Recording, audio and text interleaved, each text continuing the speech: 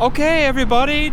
Lately, if you've been watching Bitcoin, it has reached $40,000 a Bitcoin, and I know that some of you are thinking, "Oh, wow, this is a bubble. It's going to crash. I'm gonna wait till it goes down a bit, and then I'm gonna start buying Bitcoin."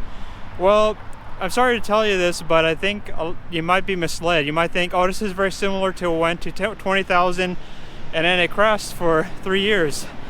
Well, this time is a little different in terms of who's buying Bitcoin. Last time it was retail people. It was basically people on the internet. They were trying to get rich quick, and they were thinking, "Hey, this is a cool thing to buy," and so they were buying Bitcoin. And obviously, when you have a thing like that, it was a mania. It was a lot of psychological euphoria, and it was going up and up and up, and then eventually it crashed. Well, today is a little bit different because Bitcoin is going up a lot, but the people who are buying it are different. It's the big money. It's the institutions. The institutions are clearly worried about the dollar. The dollar is probably going down in value. And the simple reason is that the dollar is not tied to anything. I know that some of you look at the Constitution and says it's the full faith and credit of the US and all these majestic words about how special our currency is. But the truth is, we've been abusing the dollar for quite some time. And if Congress continues to spend a lot of money that we don't have, and then the Federal Reserve just prints it, then people are going to be looking for an alternative store of wealth. They need to have something that doesn't go down in value, at the very least. Now, even just aside from the price of Bitcoin, it's important to keep in mind that the way Bitcoin operates, the code itself, is intended to be deflationary, if you think about it, because every 4 years it actually becomes even harder to mine Bitcoin. It becomes harder and harder. So think about it. 4 years from now, it's going to actually become harder, and then 4 years after that, even harder. So the scarcity definitely will increase. It will be more and more difficult to make more of this Bitcoin, and as a result, it will be more scarce. Supply will go down. Now, at the same time, think about on the demand side. These institutions cannot buy enough Bitcoin. Large corporations, hedge funds, endowments, all kinds of stuff. The big money is thinking, you know what? We're kind of taking a risk by owning the dollar, especially the way the Federal Reserve just keeps printing money, and that is really something that people are very concerned about. And so right now you see that the dollar has been going down. Bitcoin is at around 40,000, and so a lot of you are going to be thinking, well, it's going to be going down at some point in the near future. You're thinking, hey, maybe I'll buy the dip, or maybe you think Bitcoin is a scam or Ponzi scheme, or it's a bubble. I actually believe that one thing that's important to keep in mind in terms of Bitcoin is that the skepticism of Bitcoin is actually a very good thing. You want people to be skeptical of Bitcoin.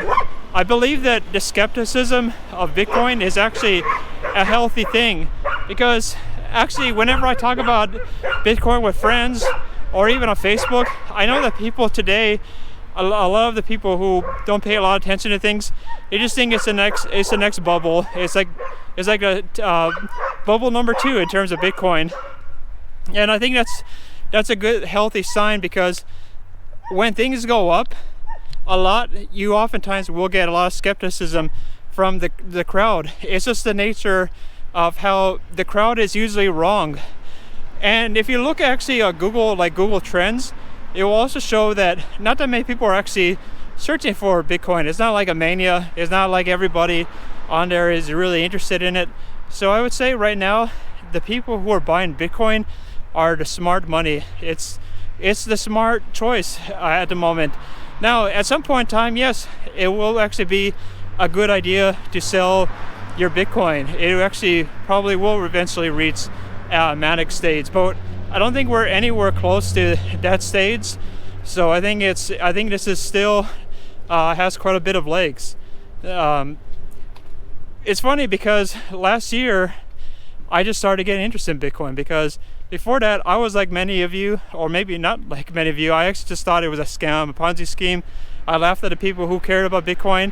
But the more you really look into it, the more this is the future of money. And it's just very similar to the .com era, especially in the beginning, because in the beginning a lot of people thought the internet was a fad, it was going to go away, nobody would be interested in this. And now look at how things are. Like probably in the 90s, when I was first on the internet, most people weren't into the internet. They didn't have no clue how it worked. Probably only like 20 or 30% of the population was on the internet. Now look at how things are. Like 99.9% of the people are on the internet. And the same will be true with things like the cryptos. Most of the people they're probably not into it and don't know how to use it. And that's fine. That's a good thing in the beginning. Any other comments for subscribers?